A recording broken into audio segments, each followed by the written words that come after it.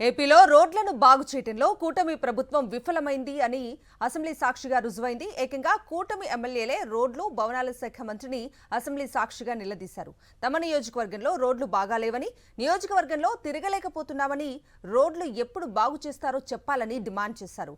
సభ్యులు అడిగిన ప్రశ్నలకు రోడ్లు, భవనాల శాఖ మంత్రి బీసీ జనార్దన్ రెడ్డి ఇచ్చిన సమాధానంతో సభ్యులు సంతృప్తి చెందలేదు. దీంతో ప్రజల్లో కూటమి ఎమ్మెల్యేలపై ఏ స్థాయిలో వ్యతిరేకత ఉందో అసెంబ్లీ సాక్షిగా తేటతెల్లమైంది. రాష్ట్రంలో రోడ్ల పరిస్థితి అధ్వానంగా ఉందని, ఎన్నికల్లో ప్రజలకు ఇచ్చిన హామీల్లో ఒకటైన రోడ్ల నిర్మాణం చేయకపోవడంతో తాము ప్రజల్లో తిరగలేకపోతున్నామని పలువురు ఎమ్మెల్యేలు ఆవేదన వ్యక్తం చేశారు. శాసనసభలో మంగళవారం ప్రశ్నోత్తరాల సమయంలోనూ, జీరో అవర్లోనూ సభ్యులు రోడ్ల సమస్యపై ప్రభుత్వాన్ని నిలదీశారు.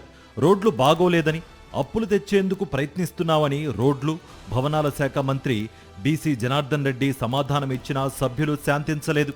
కూటమి ప్రభుత్వం ఏర్పడి 15 నెలలు దాటినా సమస్య తీరకపోవడంతో నియోజకవర్గాల్లో ప్రజలు తమను నిలదీస్తున్నారని ఎమ్మెల్యేలు చెప్పారు. తక్షణం రోడ్లు వేయాలని, లేకుంటే కష్టమని పేర్కొన్నారు. ఈ రోడ్లు మనం చేసుకోకపోతే అధ్యక్ష చాలా ఇబ్బంది పడే పరిస్థితి, ప్రజలు కూడా మనకి వ్యతిరేకత అవుతా ఉన్నారనే విషయాన్ని సభ ద్వారా మరి నేను తెలియజేస్తున్నాను అధ్యక్ష. గౌరవ మంత్రి గారిని దాని మీద మా తాడేపూయడానికి 10 కోట్లు శాంక్షన్ ఇచ్చారు అధ్యక్ష. కాంట్రాక్ట్ ని పనిచేయమని అడిగితే మాకు పాత బిల్లు ఇస్తేనే చేస్తాం, లేదా నేను చెయ్యం, లేదా మీరు గట్టిగా మాట్లాడితే మేము ఆత్మహత్య చేసుకుంటాం అనే పరిస్థితిలో కాంట్రాక్ట్లు ఉన్నారు అధ్యక్ష. కాబట్టి దయచేసి గౌరవ మంత్రి గారు, ముఖ్యమంత్రి గారు చెప్పి ఏదో నిధుల్ని కొంత బిల్స్ అని ఇస్తే రోడ్లు మొదలు పెట్టిస్తే మనం బయటికి వెళ్ళి తిరగడానికి అవకాశం ఉంటుంది అధ్యక్ష. రాష్ట్రంలో వంతెనలు, రోడ్ల పరిస్థితి ఇబ్బందికరంగా ఉందని అసెంబ్లీ సాక్షిగా రోడ్లు, భవనాల శాఖ మంత్రి బీసీ జనార్దన్ రెడ్డి అంగీకరించారు. ఆర్థిక ఇబ్బందులున్నందున రుణాలు తీసుకుని కార్యాచరణ చేపడతామని, త్వరలో రహదారుల అభివృద్ధికి ఒక కార్పొరేషన్ ఏర్పాటు చేసి వాటిని పూర్తి చేసేందుకు కృషి చేస్తామన్నారు. అయితే గుంతలు పూడ్చేందుకు గతంలోనే 1080 కోట్లు కేటాయించామన్న మంత్రి ఇన్ని నిధులు కేటాయించినా రాష్ట్రంలో రోడ్లపై ఇంకా గుంతలు ఎందుకు ఉన్నాయో మాత్రం చెప్పలేదు. మొదటి ప్రశ్నకు సమాధానం అవునండి.